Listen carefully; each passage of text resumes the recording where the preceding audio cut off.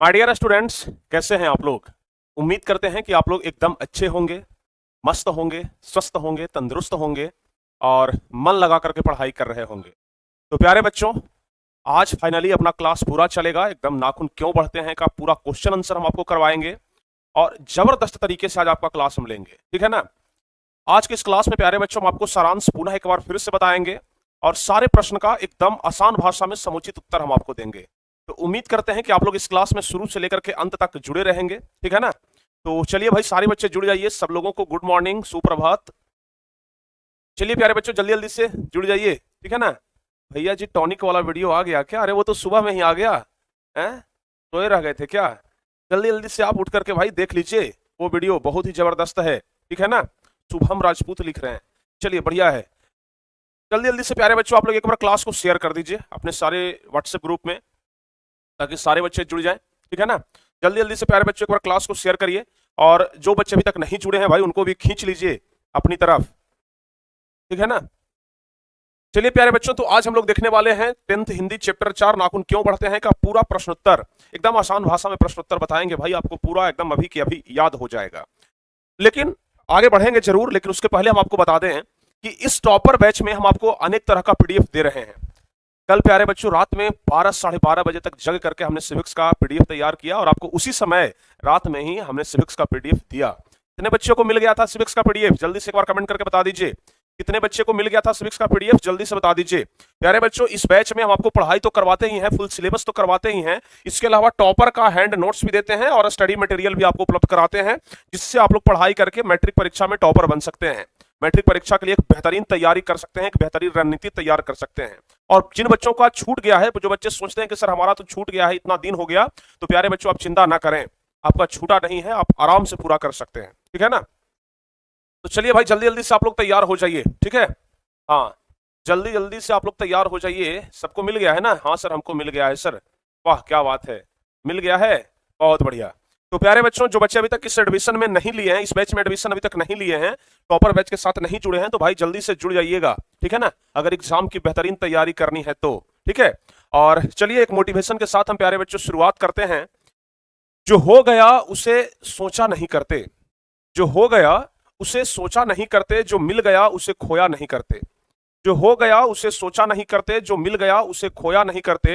हासिल उन्हें होती है सफलता, हासिल उन्हें होती है सफलता, जो वक्त और हालात पर रोया नहीं करते। कुछ बच्चे ना वक्त और हालात पर रोते रहते हैं, कुछ लोग रोते रहते हैं, अरे यार हमारा तो समय ही खराब चल रहा है। अगर समय नहीं खराब चलता तो हम तो धरती को उत्तर से दक्षिण कर देते और पूरब से पश्चिम कर देते। इस तरीके से बोलते हैं ना, जैसे लगता है अगर उनका समय चलता तो पता नहीं क्या से क्या कर देते हैं। वो खुद तो क्या से क्या हो गए देखते देखते, और खुद कह रहे हैं कि पता नहीं हम क्या से क्या कर देते, ठीक है ना। तो प्यारे बच्चों, कुछ लोग होते हैं लेकिन वक्त और हालात पर रोया नहीं करते, ठीक है ना। अपने मेहनत पर, अपने हौसलों पर भरोसा रखते हैं और उसी हौसलों के साथ आगे बढ़िए, तो फिर बहुत आगे तक जाइएगा, ठीक है ना। चलिए प्यारे बच्चों आगे बढ़ा जाए, ठीक है, आगे बढ़ा जाए अब। और हम लोग तो नाखून क्यों बढ़ते हैं का पूरा देख ही लिए थे, पूरा लेखक परिचय भी देख लिए थे, ठीक है ना। पूरा लेखक परिचय देख लिए थे और पूरा हम चैप्टर भी आपको पढ़ा दिए थे। अभी प्यारे बच्चों हम लोग ये देखेंगे निबंध का सारांश। क्या देखेंगे? निबंध का सारांश। चलिए निबंध का सारांश हम लोग देखते हैं अभी, ठीक है ना। चलिए, तो निबंध का सारांश हम आपको कल भी पढ़ा दिए थे, ठीक है ना। शायद आप देख भी लिए होंगे, अगर कल वाला क्लास किए होंगे तो शायद आप निबंध का सारांश देख लिए होंगे, ठीक है ना। हालांकि फिर से पढ़ा देते हैं, ठीक है। नाखून क्यों बढ़ते हैं, निबंध के रचनाकार हैं कौन? हजारी प्रसाद द्विवेदी जी। नाखून क्यों बढ़ते हैं, निबंध के रचनाकार कौन है? हजारी प्रसाद द्विवेदी। इस निबंध के माध्यम से लेखक मानवों में बढ़ रही पशुओं के जैसी व्यवहार को कम करने का प्रयास किया है। आज मानवों में जो पशुओं के जैसा व्यवहार बढ़ रहा है ना, उस चीज को कम किया है। आज के मानवों में मानवता नाम की कोई चीज ना रही। लेखक के अनुसार नाखून को प्रमुख अस्त्र के रूप में तर्क संगत माना गया है। नाखून का बढ़ना एक सहज वृत्ति है। नाखून जो हमारा बढ़ रहा है वो प्यारे बच्चों एक सहज वृत्ति है, जबकि उसे काटना एक सहजात वृत्ति है। क्योंकि जब मानव जंगल में था तो वह अपनी सुरक्षा के लिए नाखून और दांत का प्रयोग करता था। मानव के पास नाखून क्यों था? मानव का नाखून क्यों बढ़ता है? क्योंकि पहले मानवों का मुख्य हथियार हुआ करता था उसका नाखून और दांत, ठीक है ना। आज भी दो व्यक्ति आपस में लड़ते हैं तो सबसे पहले नख का प्रयोग करते हैं। वर्तमान में मानवीय हथियार ने आधुनिक रूप लिया और बंदूक, कारतूस, तोप, बम के सहारे मानव अपनी रक्षा करने लगा। नकधर मनुष्य अत्याधुनिक हथियार पर भरोसा करके आगे की ओर बढ़ चला है। नकधर मनुष्य जो है वो अपने नाखून और दांत पर भरोसा नहीं करता, ठीक है ना, वो अब भरोसा करता है अपने आधुनिक हथियार पर। ठीक है, ठीक है ना। सर पीडीएफ में निकट दृष्टि दोष वाला क्वेश्चन गलत हो गया है। हो सकता है भाई, पीडीएफ बनाने में एक आध मिस्टेक हो गया होगा। सही अगर आप उसे स्क्रीनशॉट लेकर के भेज देंगे तो हम सही कर देंगे, ठीक है ना। जो पीडीएफ में गलत हो गया है ना, उसे आप स्क्रीनशॉट लेकर के भेज दें, हम उसे सही कर देंगे, ठीक है। चलिए, हाँ जी। नकधर मनुष्य अत्याधुनिक हथियार पर भरोसा करके आज आगे की ओर चल पड़ा है, पर उसके नाखून अब भी बढ़ रहे हैं।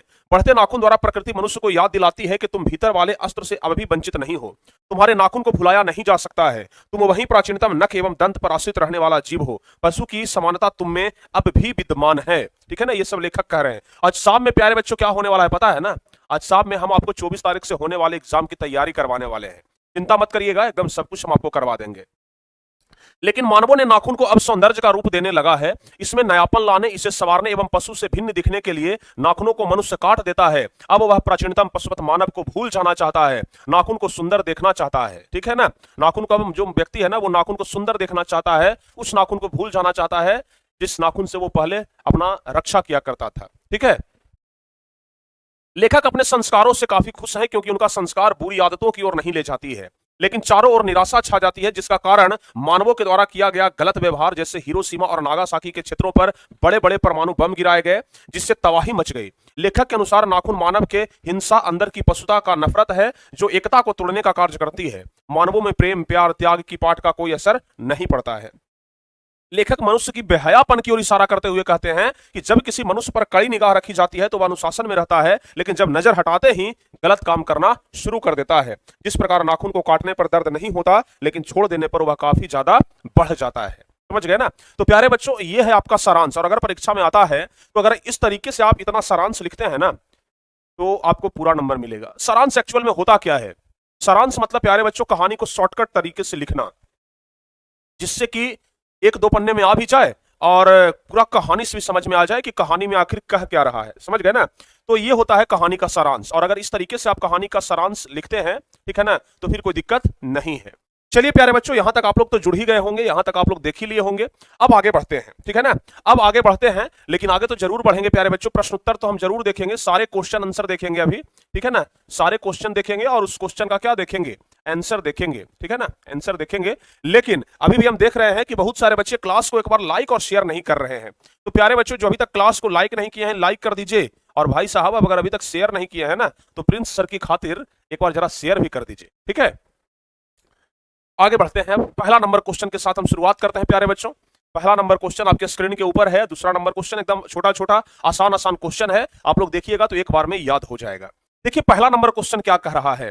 पहला नंबर क्वेश्चन है प्यारे बच्चों कि नाखून क्यों बढ़ते हैं, यह प्रश्न लेखक के आगे कैसे उपस्थित हुआ।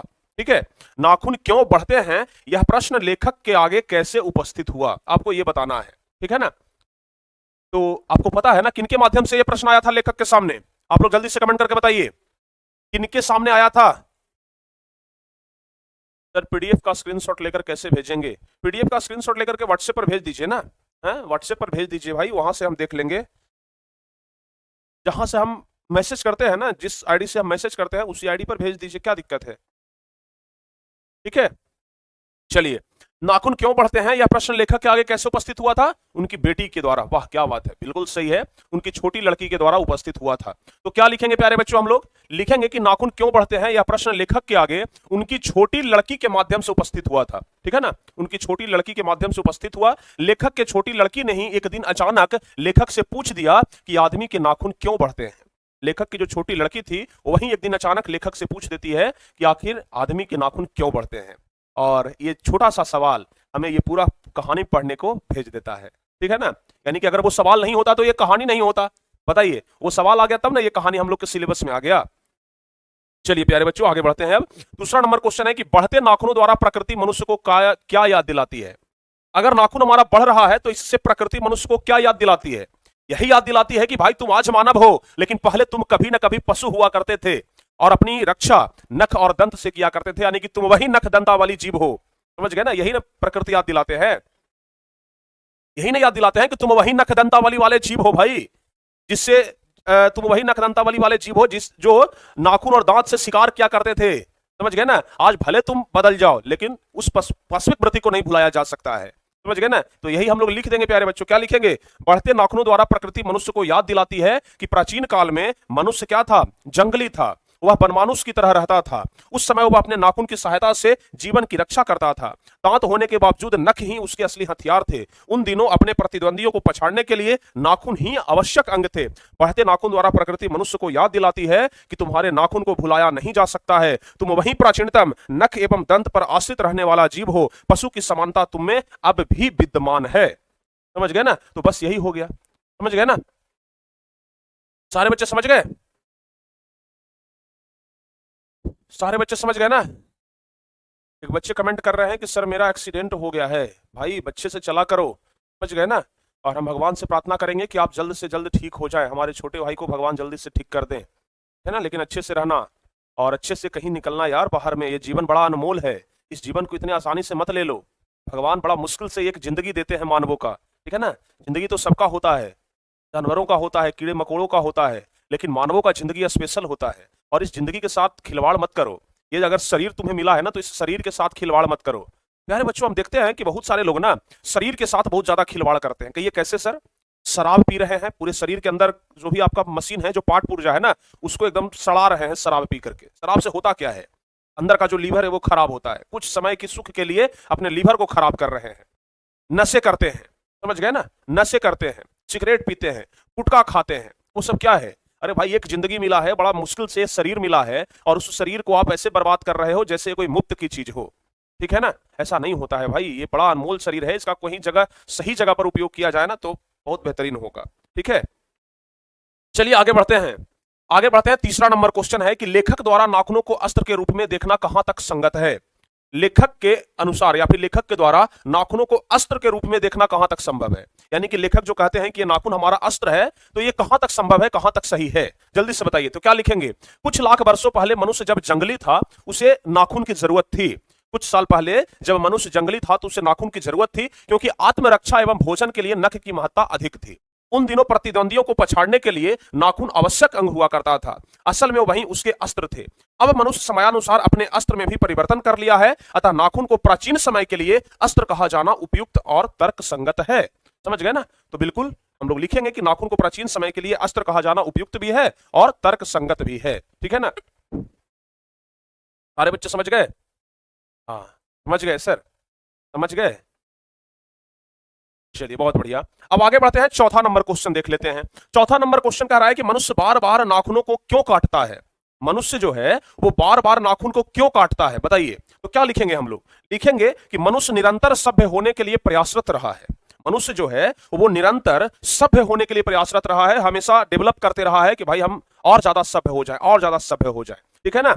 प्रारंभिक काल में मानव और पशु एक समान थे, नाखून ही अस्त्र थे। लेकिन जैसे जैसे मानवीय विकास तेज होती गई, मनुष्य पशु से अलग होता गया, पशु से भिन्न होता गया। उसके अस्त्र शस्त्र सभ्यता संस्कृति में निरंतर नवीनता आती गई। वह पुरानी जीवन शैली को परिवर्तित करता गया। जो नाखून अस्त्र थे उसे अब सौंदर्य का रूप देने लगा है।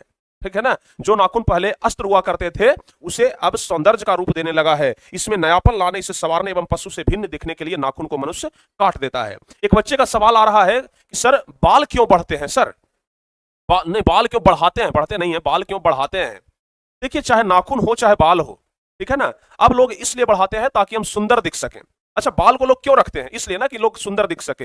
बाल को एकदम अच्छे से झाड़ेंगे, ठीक है ना, अच्छे से ये करेंगे वो करेंगे, एकदम झाड़ लेंगे ना, एकदम बढ़िया से सवार लेंगे तो एकदम सुंदर दिखेंगे। ठीक है ना? एकदम सुंदर दिखेंगे। लेकिन ऐसा नहीं है प्यारे बच्चों। ठीक है ना? ये जो नाखून है ना, नाखून को लोग क्यों काटते हैं? एकदम लड़की को देखिएगा ना, एकदम काट लेगी बढ़िया से एकदम, और उसके बाद एगो लाल रंग से रंगेगी, एगो इधर ब्लू रंग से, एगो इधर पीला रंग से, समझ गए, और उस पर डिजाइन बनाएगी। तो अब जो है ना वो संवारने का रूप आ गया है, समझ गए, मतलब कि सौंदर्यता का रूप हो गया है नाखून। ठीक है, चलिए आगे बढ़ते हैं। पांचवा नंबर क्वेश्चन है कि सुकुमार विनोदों के लिए नाखून को उपयोग में लाना मनुष्य ने कैसे शुरू किया? लेखक ने इस संबंध में क्या बताया है? जल्दी से बताइए।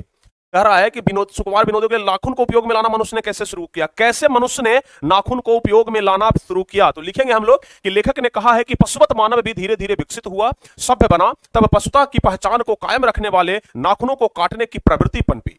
यानी कि जब मनुष्य सभ्य होते गया धीरे धीरे, उसके बाद नाखूनों को काटने लगा, ठीक है ना, नाखूनों को काटने की प्रवृत्ति बढ़ी। यही प्रवृत्ति कलात्मक रूप लेने लगी। अपनी अपनी रुचि के अनुसार किसी ने नाखून को कलात्मक ढंग से काटना पसंद किया तो कोई बढ़ाना। लेकिन लेखक ने बताया है कि यह भूलने की बात नहीं है कि ऐसी समस्त उद्योगामिनी वृत्तियों को और नीचे खींचने वाली वस्तुओं को भारतवर्ष में मनुष्योचित बताया गया है। समझ गए ना? चलिए, बहुत बढ़िया।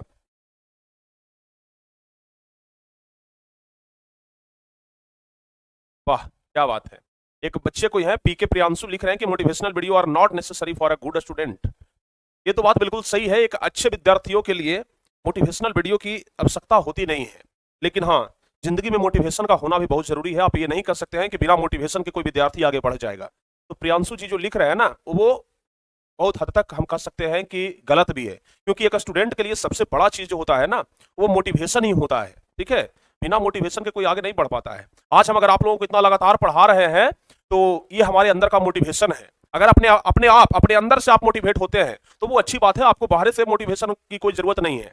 लेकिन आप बाहर की चीजों से भी अगर मोटिवेट हो रहे हैं तो फिर क्या दिक्कत है उस मोटिवेशन को लेने में? समझ गए ना? अगर अच्छे चीज हमें मिल रहे हैं जिससे हमारे अंदर एनर्जी बढ़ती है तो क्या दिक्कत है? आप कहेंगे कि एक तंदुरुस्त व्यक्ति के लिए बढ़िया खाना कोई जरूरी नहीं है, ये कभी संभव है? अगर पहले से कोई व्यक्ति तंदुरुस्त है तो क्या वो पौष्टिक आहार नहीं ले सकता है? क्यों नहीं ले सकता है भाई? और ज्यादा तंदुरुस्त हो जाएगा, ठीक है ना, और ज्यादा तंदुरुस्त हो जाएगा। ठीक है, चलिए छठा नंबर क्वेश्चन देखते हैं। नख बढ़ाना यानी कि नाखून को बढ़ाना और उन्हें काटना कैसे मनुष्य की सहजात वृत्तियां हैं, इनका क्या अभिप्राय है? बताइए। एकदम आसान क्वेश्चन है भाई। अगर आप ये चैप्टर पढ़े हैं ना तो फिर एक एक प्रश्न का जवाब आप खुद से दे सकते हैं, ठीक है ना, खुद से दे सकते हैं प्यारे बच्चों, इतना काबिल आप बन जाएंगे। ठीक है, देखिए, मानव शरीर में बहुत सी सहज वृत्तियां अंतर्निहित होती है। मानव शरीर में बहुत सारी सहज वृत्तियां हैं जो अपने आप काम करती रहती हैं। जैसे पलक झपकता है, ये हमारी सहज वृत्तियां हैं। ठीक है ना, पलक झपकता है तो ये हमारी सहज वृत्तियां हैं, अपने आप हो जाएगा, आपको करना नहीं पड़ेगा। ठीक है ना, ये हमारी सहज वृत्तियां हैं। बाल बढ़ रहा है, अपने आप बढ़ रहा है, ये हमारी सहज वृत्तियां हैं। नाखून बढ़ रहा है, अपने आप बढ़ रहा है, ये हमारी सहज वृत्तियां हैं। हमारा लंबाई बढ़ रहा है, ठीक है ना, व्यक्ति का लंबाई बढ़ता है, शरीर बढ़ता है, ये उसकी सहज वृत्तियां हैं। ठीक है, तो मानव शरीर में बहुत सारी सहज वृत्तियां होती हैं। दीर्घकालीन आवश्यकता बनकर के मानव शरीर में विद्यमान सहज वृत्तियां अनजान स्मृतियों को कहा जाता है। नख बढ़ाने की सहज वृत्ति मनुष्य में निहित पशुत्व का प्रमाण है। यानी कि जो नाखून बढ़ाने का सहज वृत्ति है, नाखून बढ़ने का जो सहज वृत्ति है, यह मनुष्य में जो पशुत्व है, जो पशुता की निशानी है, उसका प्रमाण है। उन्हें काटने की जो प्रवृत्ति है वह मनुष्यता की निशानी है। यानी कि नाखून को बढ़ने का जो वृत्ति है ना, वो पशुता की निशानी है, और नाखून जो काटने की प्रवृत्ति है वो मनुष्यता की निशानी है। मानव पशुता को छोड़ चुका है क्योंकि पशु बनकर के वह आगे नहीं बढ़ सकता है। इसलिए पशुता की पहचान नाखून को मनुष्य काट देता है। ठीक है ना, मनुष्य क्यों काट देता है? क्योंकि वह अपने पशुता को मिटाना चाहता है। समझ गए ना, वह अपने पशुता को क्या करता है? पशुता को मिटाना चाहता है, और इसलिए वह नाखून को काट देता है। बताइए, सही है? समझ में आ गया? चलिए, बहुत बढ़िया, आगे बढ़ते हैं प्यारे बच्चों। अब आगे बढ़ते हैं, 7वां नंबर क्वेश्चन देख लेते हैं। 7वां नंबर क्वेश्चन क्या कह रहा है? लेखक क्यों पूछता है कि मनुष्य किस ओर बढ़ रहा है, पशुता की ओर या मनुष्यता की ओर? स्पष्ट करें, बताइए।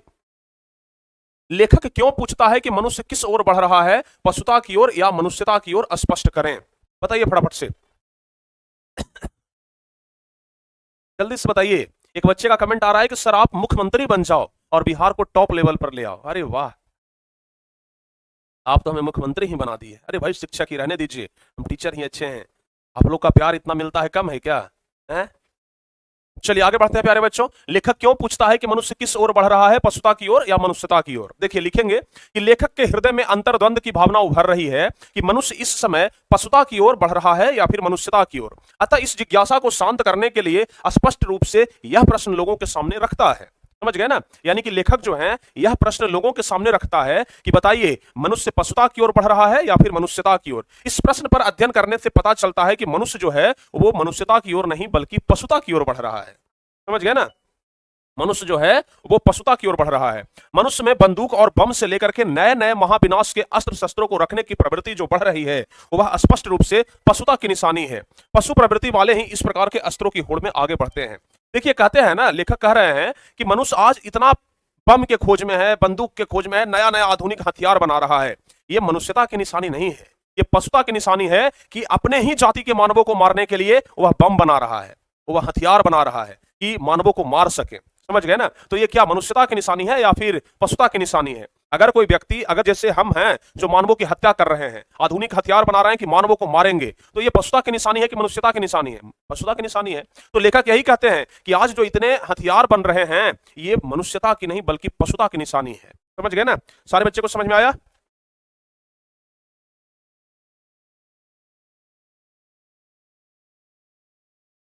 सारे बच्चे को यहां तक समझ में आ गया? जल्दी जल्दी से बताइए।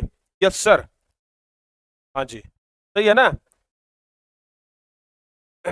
हो गया। चलिए अब आगे बढ़ते हैं प्यारे बच्चों। आगे क्या कह रहा है? 8वां नंबर क्वेश्चन कह रहा है कि देश की आजादी के लिए टोटल 14 क्वेश्चन है आपके किताब में। आपकी किताब में टोटल 14 क्वेश्चन है, अपने देख लीजिएगा गोधौली भाग 2 की किताब में टोटल 14 क्वेश्चन प्यारे बच्चों आप लोगों को मिलेगा। ठीक है ना? टोटल 14 क्वेश्चन है, नहीं 15, 16 क्वेश्चन है टोटल, 16 क्वेश्चन है, जिसमें 16वां है तो कहानी का सारांश, बाकी 15 क्वेश्चन अभी हम आपको बताएंगे। ठीक है ना? चलिए देखिए, कह रहा है कि देश की आजादी के लिए प्रयुक्त किन शब्दों की अर्थ मीमांसा लेखक करते हैं और लेखक के निष्कर्ष क्या है।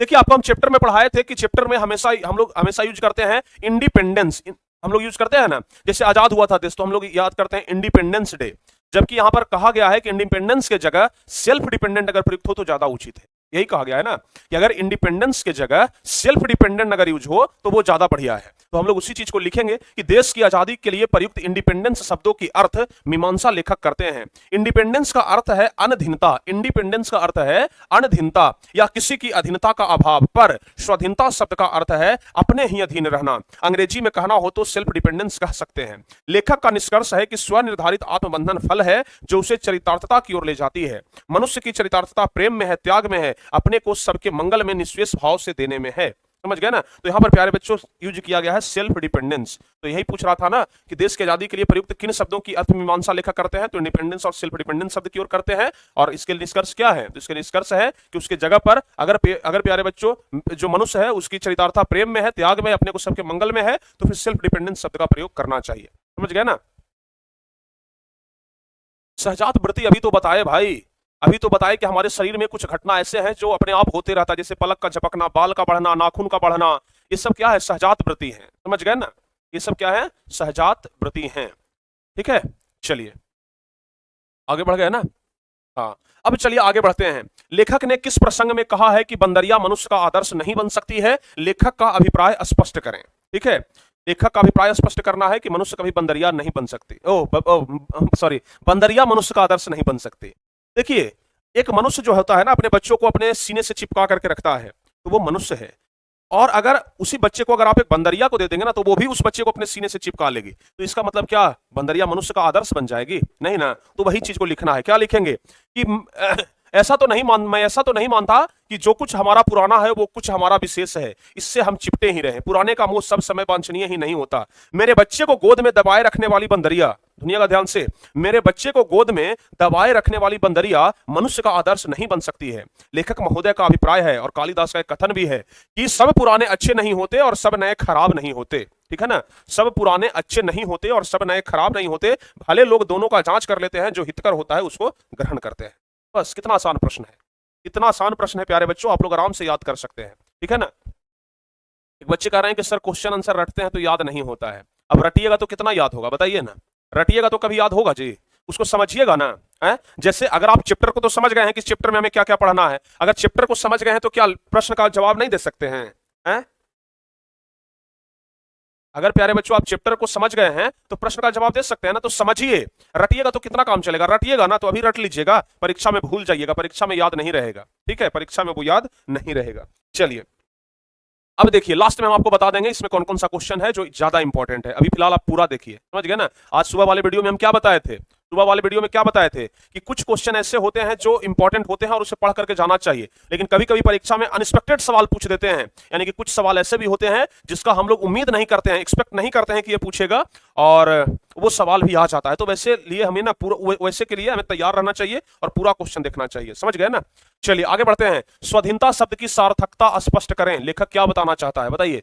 स्वाधीनता शब्द की सार्थकता लेखक क्या बताता है? तो लिखेंगे हम लोग कि लेखक के अनुसार स्वाधीनता शब्द का अर्थ है अपने ही अधीन रहना।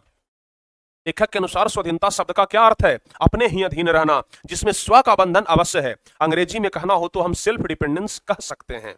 कह रहे हैं कि अंग्रेजी में अगर कहना हो तो स्वाधीनता को हम इंडिपेंडेंस नहीं बल्कि सेल्फ डिपेंडेंस कह सकते हैं। बस यही है, समझ गए ना। Must know, should know, could know, हाँ जी बिल्कुल सही। आगे बढ़ते हैं प्यारे बच्चों, 11 नंबर क्वेश्चन है कि निबंध में लेखक ने किस बूढ़े का जिक्र किया है? लेखक की दृष्टि में बूढ़े के कथनों की सार्थकता क्या है? आपको हम इस चैप्टर में एक बूढ़े का चर्चा करवाए थे। एक बूढ़े व्यक्ति थे और उस बूढ़े व्यक्ति ने कहा था कि प्रेम करो, मोह माया को त्यागो, ठीक है ना, द्वेष को दूर करो, लोक के लिए कष्ट सहो, आराम की बात मत करो, ये सब बूढ़े व्यक्ति ने कहा था। और ये सब कहने के बाद उस बूढ़े व्यक्ति को गोली मार दिया गया था, ठीक है ना। कहने का मतलब यह है कि आजकल जो अच्छा बात बोलता है ना उसे लोग पसंद नहीं करते हैं। आजकल जो अच्छा बात बोलता है उसे लोग पसंद नहीं करते हैं, जो खराब बात बोलता है उसी को लोग पसंद करते हैं। समझ गए? जो खराब बात बोलता है ना लोग उसी को पसंद करते हैं, ठीक है। तो हम लोग लिखेंगे कि उस बूढ़े व्यक्ति का जिक्र किया है, लेखक की दृष्टि में बूढ़े कथनों की सार्थकता क्या है, तो लिखेंगे लेखक महोदय ने एक बूढ़े व्यक्ति का जिक्र किया है जो अपनी पूरी जिंदगी का अनुभव कुछ शब्दों में ही व्यक्त करके मनुष्य को सावधान करता है, जो इस प्रकार कहता है कि बाहर की नहीं भीतर की ओर देखो, हिंसा को मन से दूर करो, मिथ्या को हटाओ यानी झूठ को हटाओ, क्रोध और द्वेष को दूर करो, लोक के लिए कष्ट सहो, आराम की बात मत सोचो, प्रेम की बात सोचो, तोषण क्या आत्मतोषण की बात सोचो, काम करने की बात सोचो। लेखक की दृष्टि में यह कथन पूर्णतः सही है और सब लोगों की दृष्टि में यह कथन सही है, लेकिन फिर भी इस बूढ़े व्यक्ति को गोली मार दिया जाता है। यह हम आपको चैप्टर में पढ़ा चुके हैं, ठीक है ना, समझ गए। चलिए आगे बढ़ते हैं, 12 नंबर क्वेश्चन हम लोग देख लेते हैं। 12 नंबर क्वेश्चन है कि मनुष्य की पूछ की तरह उसके नाखून भी एक दिन झड़ जाएंगे।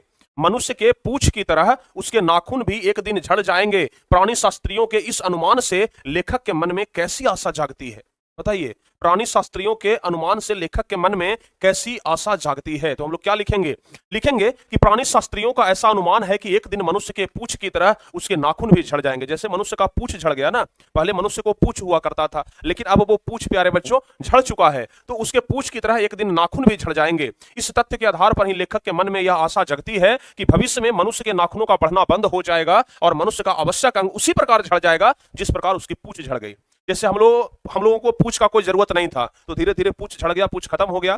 मनुष्य का अब मनुष्य को नाखून का भी जरूरत नहीं है, तो कभी फ्यूचर में ऐसा आएगा भविष्य में कि नाखून भी एक दिन क्या हो जाएगा? झड़ जाएगा, ठीक है ना। अर्थात मनुष्य जो है वह पशुता को पूर्णतः त्याग करके पूर्ण रूपेण मानवता को प्राप्त कर लेना चाहता है, ठीक है ना, याद रखिएगा। अच्छा प्यारे बच्चों, आज से ना हम आपको मैथ भी करवा दे रहे हैं एग्जाम की तैयारी के लिए, ठीक है ना। हाँ, एग्जाम की तैयारी के लिए मैथ भी हम करवा दे रहे हैं आप लोगों को, ठीक है, कुछ चिंता मत करिएगा। बहुत सारे बच्चों को हमने बोला था कि भाई जिनका परीक्षा हो गया है ना वो प्रश्न अपना भेज देंगे, लेकिन लगता है कि प्रश्न लोगों ने भेजा नहीं है। हम आपको बोले थे कि प्रश्न भेज दीजिएगा, हम बोले थे कि प्रश्न भेज दीजिएगा, लेकिन प्रश्न आप लोग ना भेजे नहीं हैं, ठीक है। जिन बच्चों का एग्जाम हो गया है ना भाई, आप प्रश्न भेज दीजिएगा, ठीक है। आप क्या करिएगा, प्रश्न भेज दीजिएगा ताकि हम उस चीज को देख लें, ठीक है ना। ऐसे हम प्रैक्टिस तो करवा ही देंगे। चलिए प्रश्न भेजिएगा तो उससे एक अनुमान मिलेगा ना कि ये वाला प्रश्न पूछ लिया है तो अब ये वाला नहीं पूछेगा, ये वाला प्रश्न पूछा है तो ये वाला नहीं पूछेगा। उस तरीके से अनुमान लगा करके आपको क्वेश्चन गेस करके हम बताएंगे, ठीक है। चलिए आगे बढ़ते हैं, 13 नंबर क्वेश्चन देखते हैं। सफलता और चरितार्थता शब्दों में लेखक अर्थ की भिन्नता किस प्रकार प्रतिपादित करता है? चरितार्थता और सफलता, तो लिखेंगे कि सफलता और चरितार्थता में अंतर है। मनुष्य मशीनों के बाहुल्य से उस वस्तु को भी पा सकता है जिसे उसने बड़े आडंबर के साथ सफलता नाम दे रखा है। यानी कि आज जो व्यक्ति कहते हैं ना कि सफलता है, उसे मनुष्य मशीनों के यूज से ना बड़े आसानी से पा सकता है, परंतु मनुष्य की चरितार्थता प्रेम में है, मैत्री में है, त्याग में है, अपने को सबके मंगल के लिए निस्वार्थ भाव से दे देने में है। नाखूनों को काट देना उस स्वनिर्धारित आत्मबंधन का फल है जो उसे चरितार्थता की ओर ले जाती है। तो प्यारे बच्चों ध्यान रखिएगा, सफलता और चरितार्थता शब्दों में क्या अर्थ बताता है वो आपको हम बता दिए, ठीक है ना। चलिए आगे बढ़ते हैं, व्याख्या करना है प्यारे बच्चों, यहां से ना व्याख्या करना है, ध्यान रखिएगा, ठीक है। क्या करना है? व्याख्या करना है, समझ गए ना, व्याख्या करें, यहां से व्याख्या करना है। तो याद रखिएगा पहला व्याख्या क्या है, ठीक है ना। पहला क्या है? काट दीजिए, वो चुपचाप दंड स्वीकार कर लेंगे पर निर्लज अपराधी की भांति फिर छूटते ही सिंध पर हाजिर हो जाएंगे। इस लाइन का व्याख्या करना है, लाइन का व्याख्या करना है। यहां पर लेखक कहे है ना कि नाखून एकदम बेहया है, बेशरम है, इसको काट दीजिए, ये चुपचाप दंड स्वीकार कर लेगा, लेकिन फिर छोड़िए तो अपने सिंध पर हाजिर हो जाएगा। इसका व्याख्या करेंगे, लेकिन व्याख्या करने के लिए हम लोग का लिखावट कैसा होना चाहिए, असली इस बात पर आप ध्यान रखिएगा, ठीक है ना। हाँ, इस बात पर ध्यान रखिएगा कि हमें कैसा लिखना चाहिए। तो देखिए लिखेंगे कि प्रस्तुत सुललित सारगर्भित एवं मार्मिक पंक्तियां हमारी हिंदी पाठ्य पुस्तक गोधूली भाग 2 के नाखून क्यों बढ़ते हैं पाठ से ली गई है। समझ गए। इन पंक्ति के माध्यम से लेखक के कहने का आशय है कि नाखून ठीक वैसे ही बढ़ते हैं जैसे कोई निर्लज अपराधी, नाखून ठीक वैसे ही बढ़ते हैं जैसे कोई एक निर्लज अपराधी होता है। जैसे अपराधी पकड़ा जाता है, लोग उसको मार के थूर देता है, कहता है कि अब ना गलती करेंगे, अब हमको छोड़ दीजिए, अगला बार से ना होगा, लेकिन जब छोड़ता है तो फिर से वही गलती करना शुरू कर देता है। वैसे ही हमारा नाखून है, निर्लज अपराधी है, इसको लोग काट देता है, कहता है कि काट दिए हैं अब नहीं पड़ेगा, लेकिन फिर ही बढ़ जाता है। समझ गए ना? तो यही कहा गया है। ठीक है, इन पंक्तियों के माध्यम से लेखक के कहने का अर्थ यह है कि नाखून ठीक वैसे ही है जैसे कोई निर्लज अपराधी, वह धीरे धीरे बढ़ता है, काट दिए जाने पर पुनः बेहया की तरह बढ़ जाता है, इसे तनिक भी लाज शर्म नहीं आती है। ठीक है ना? एक गाना है ना कि तनिको शर्म नहीं आवे कि देखे नहीं अपनी उमरिया, ये वाला गाना हमें याद आ रहा है अभी। ठीक है ना? तनिको शर्म नहीं आवे कि देखे नहीं अपनी उमरिया। ठीक है, ये शायद होली है, होली का गाना है, लेकिन अच्छा है। ठीक है ना? हाँ। चलिए, ठीक उसी प्रकार जिस प्रकार एक अपराधी बार बार सुधरने सुकर्म करने की कस्में खाता है, एक अपराधी जो है ना वो बार बार सुधरने और सुकर्म करने की कस्में खाता है, वादा करता है, लेकिन थोड़े दिन बाद पुनः वही कर्म करने लग जाता है, पुनः वही गलत काम करने लग जाता है। ठीक है ना? चलिए जी, आगे बढ़ते हैं। आगे बढ़ते हैं। अगला नंबर क्वेश्चन क्या कर रहा है? अगला नंबर व्याख्या है प्यारे बच्चों कि मैं मनुष्य के नाखून की ओर देखता हूं तो कभी कभी निराश हो जाता हूं। इस लाइन का व्याख्या करना है। ठीक है ना? मैं मनुष्य के नाखून की ओर देखता हूं तो कभी कभी निराश हो जाता हूं। ठीक है, तो क्या लिखेंगे? क्या लिखेंगे? आप झूठों की तारीफ मत कर दीजिए, आपकी सर आपका आवाज बहुत अच्छा है। कुछ बच्चे ना झूठों की तारीफ कर देते हैं, आवाज बहुत अच्छा है। हम गाना उना नहीं गाते हैं भाई, बस ऐसे ही गा दिए तो आप तारीफ ही कर दिए। चलो अच्छा है, अपने बड़े भाई का तारीफ करना चाहिए। अपना भाई चाहे जितना भी खराब हो वो तो है तो भाई ही ना, उसका तारीफ होना चाहिए, ये अच्छा है। चलिए देखिए, लिखेंगे किस तरीके से प्यारे बच्चों, देखिए जहां पर भी व्याख्या आ जाए ना, ये 3-4 लाइन तो जरूर लिखिएगा, आपको नंबर ज्यादा मिलेगा परीक्षा में। इस तरीके से लिखेंगे कि प्रस्तुत सुललित सारगर्भित एवं मार्मिक पंक्तियां हमारी हिंदी पाठ्यपुस्तक गोधूली भाग 2 के नाखून क्यों बढ़ते हैं पाठ से ली गई है। ठीक है ना? ये प्यारे बच्चों याद रखिएगा, ये वाला लाइन आपको लिखना ही है। और उसके बाद लिखेंगे कि इन पंक्ति के माध्यम से लेखक के कहने का आशय मनुष्य की बर्बरता से जुड़ा हुआ है। अपने निबंध के लेखक यह बताना चाहते हैं कि मनुष्य की नाखून उसकी पशुता का प्रतीक है। कहने का आशय यह है कि मनुष्य की बर्बरता कितनी भयंकर है, मनुष्य की बर्बरता कितनी भयंकर है कि वह अपने संहार में स्वयं लिप्त है। मनुष्य जो है ना अपने संहार में स्वयं लिप्त है। आज लोग परमाणु बम बना रहे हैं, उससे भी ज्यादा कोई खतरनाक बम हो सकता है तो उसका खोज कर रहे हैं। क्यों भाई? क्योंकि हम पावरफुल बन सके, और पावरफुल बनने के चक्कर में वो अपना विनाश खुद करवा रहे हैं। समझ गए ना? उदाहरण जैसे हिरोशिमा पर बम बरसाना है प्यारे बच्चों। आप लोग को पता है ना कि जब विश्व युद्ध हो रहा था तो अमेरिका ने जापान के ऊपर क्या बरसा दिया? बम बरसा दिया। कौन सा बम? परमाणु बम, हिरोशिमा और नागासाकी पर। इससे उनकी धन जन की हानि हुई, संस्कृति का विनाश हुआ, अनुमान नहीं लगाया जा सकता है। आज भी उसकी याद से मन सिहर उठता है। यही स्वरूप उसके नाखून की याद दिला देते हैं। मनुष्य की पशुता को जितनी बार काटने की कोशिश की जाए फिर भी वह मरना नहीं चाहती है, किसी न किसी नवीन रूप को धारण करके अपने विध्वंसक रूप को प्रदर्शित कर ही देती है। समझ गए ना? तो ये इस तरीके से हम लोग कुछ व्याख्या करेंगे। आगे अब है प्यारे बच्चों व्याख्या। देखिए व्याख्या को आप छोटा मत समझिएगा। व्याख्या प्यारे बच्चों जब भी आता है ना तो वो 5 नंबर वाले प्रश्न में आते हैं, और 5 नंबर वाले प्रश्न में आप लोगों को कम से कम 6-7 लाइन व्याख्या लिखना होगा, जिसमें 2-3 लाइन तो ट्रेलर ही होता है। जैसे देखिए ना, यहां तक तो ट्रेलर ही है प्यारे बच्चों। ये वाला कहने का आशय ये है कि यहां तक तो आपका ट्रेलर ही है, यहां से यहां तक ट्रेलर ही है, बाकी 1 2 3 4 5 6-7 लाइन तो आपको लिखना पड़ेगा ना, चूंकि व्याख्या है, 5 नंबर वाला प्रश्न है। ठीक है, चलिए आगे कह रहा है कि कमबख्त नाखून बढ़ता है तो बढ़े, मनुष्य उसे बढ़ने नहीं देगा।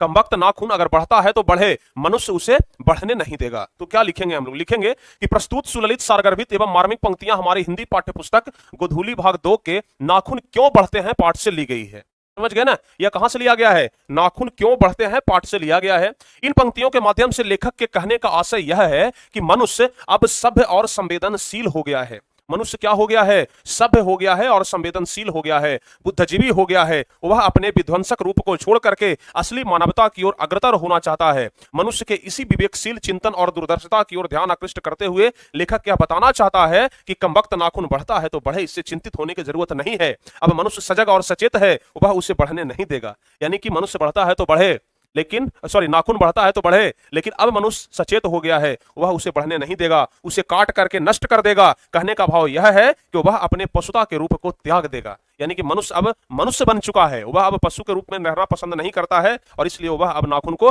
काट देगा। ठीक है, चलिए अगला नंबर क्वेश्चन है 15, और ये शायद ये प्यारे बच्चों सबसे लास्ट क्वेश्चन है। कह रहा है लेखक की दृष्टि में हमारी संस्कृति की बड़ी भारी विशेषता क्या है, स्पष्ट करें। 15वां नंबर क्वेश्चन है, सबसे लास्ट है कि लेखक की दृष्टि में हमारी संस्कृति की बड़ी भारी विशेषता क्या है, स्पष्ट करें। तो लिखेंगे हम लोग कि लेखक की दृष्टि में हमारी संस्कृति की बड़ी भारी विशेषता है अपने आप पर अपने द्वारा लगाया हुआ बंधन, अपने आप पर अपने द्वारा लगाया गया बंधन। भारतीय चित्त जो आज की अधीनता के रूप में न सोच करके स्वाधीनता के रूप में सोचता है, यह भारतीय संस्कृति की विशेषता की ही फल है। यह विशेषता हमारे दीर्घकालीन संस्कारों से आई है, इसलिए स्व के बंधन को आसानी से नहीं छोड़ा जा सकता है। ठीक है ना। तो ये 15 क्वेश्चन था प्यारे बच्चों आपका, जो कि काफी ज्यादा इंपॉर्टेंट था और आराम से आप लोग इसको पूरा देख लिए होंगे। ठीक है ना। हाँ सर, आप बोले थे कि सामाजिक विज्ञान की तैयारी करवाएंगे। अरे भाई, सुबह में तो 7 बजे वाला हिंदी का बैच है ना, इसलिए तो इसको शुरू किए हैं। शाम में हम आपको सामाजिक विज्ञान का तैयारी करवा देंगे और 9 बजे वाला भी क्लास होगा। क्यों नहीं होगा, 9 बजे वाला भी क्लास होगा, हर हाल में होगा, चिंता ना करें आप लोग। ठीक है। तो ये 15 क्वेश्चन था प्यारे बच्चों, और टोटल क्वेश्चन हम आपको करवा दिए, टोटल क्वेश्चन का आंसर लिखवा दिए। अब जो है अगली क्लास में हम ऑब्जेक्टिव क्वेश्चन देखेंगे। ठीक है ना, ऑब्जेक्टिव देखेंगे और प्लस में कोशिश करेंगे कि क्वेश्चन बैंक भी करवा दें। ठीक है ना, क्वेश्चन बैंक भी हम आपको क्या करें, करवा दें। तो प्रयास करिएगा इसको पूरा करने का, समझ गए ना। अब आपका एक सवाल था कि सर इसमें कौन कौन सा आंसर जो है ना, वो कौन कौन सा प्रश्न जो है वो इंपॉर्टेंट है, ये बता दीजिए। वीवीआई प्रश्न कौन सा है, बता देते हैं प्यारे बच्चों हम आपको। 1 मिनट, हम लिख करके रखे थे शायद।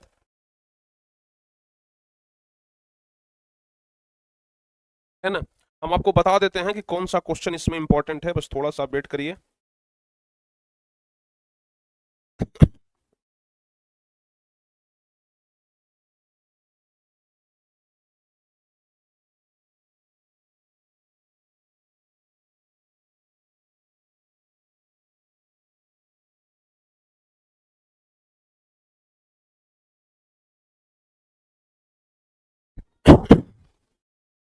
देखिए, सबसे ज्यादा इसमें जो इंपॉर्टेंट क्वेश्चन है ना, ये वाला है। सबसे ज्यादा इंपॉर्टेंट क्वेश्चन है ये वाला।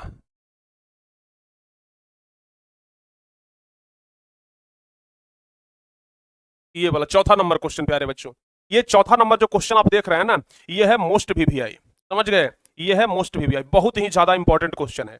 इसको आप तो याद कर ही लीजिएगा, बहुत ही ज्यादा इंपॉर्टेंट है। चौथा नंबर कि मनुष्य बार बार नाखूनों को क्यों काटता है, ये सबसे ज्यादा इस पूरे चैप्टर का ना, ये सबसे ज्यादा इंपॉर्टेंट क्वेश्चन है। समझ गए ना। हाँ, और उसके बाद पहला नंबर क्वेश्चन जो हम आपको बताया ना, ये वाला भी इंपॉर्टेंट है। ये इसको कर लीजिएगा, इसको भी कर लीजिएगा, मोस्ट वीवीआई। समझ गए ना, इसको भी कर लीजिएगा, मोस्ट वीवीआई। पहला नंबर क्वेश्चन हो गया, चौथा नंबर क्वेश्चन हो गया, और उसके बाद उसके बाद ये वाला क्वेश्चन था के अनुसार सफलता और चरितार्थ क्या, लेखक के अनुसार सफलता और चरितार्थ, ये वाला प्यारे बच्चों देख लीजिए, 13 नंबर क्वेश्चन। ये 13 नंबर क्वेश्चन मोस्ट वीवीआई है। समझ गए ना, ये 13 नंबर क्वेश्चन मोस्ट वीवीआई है, इसको याद कर लीजिएगा, ये काफी ज्यादा इंपॉर्टेंट है। ठीक है ना। उसके बाद है फिर कि लेखक के द्वारा नाखूनों को शस्त्र अस्त्र के रूप में देखना कहां तक क्या है, तर्क संगत है। ठीक है ना, लेखक के द्वारा नाखूनों को अस्त्र के रूप में देखना कहां तक तर्क संगत है, ये वाला क्वेश्चन कितना नंबर में था, अस्त्र के रूप में देखना कहां तक संगत है, ये वाला प्यारे बच्चों तीसरा नंबर। ये तीसरा नंबर क्वेश्चन जो है ना, ये मोस्ट वीवीआई है। तीसरा नंबर क्वेश्चन याद कर लीजिएगा, ये तीसरा नंबर क्वेश्चन क्या है, मोस्ट वीवीआई है। ठीक है, ये तीसरा नंबर क्वेश्चन।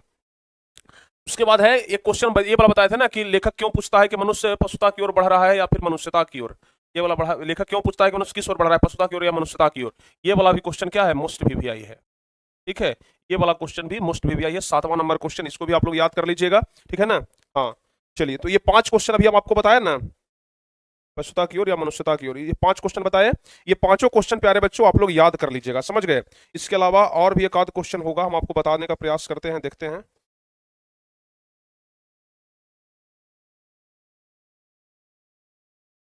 नाखून बढ़ाना और उन्हें काटना मनुष्य की सहजात वृत्तियां हैं, है ना। नाखून बढ़ाना और उन्हें काटना मनुष्य की सहजात वृत्तियां हैं।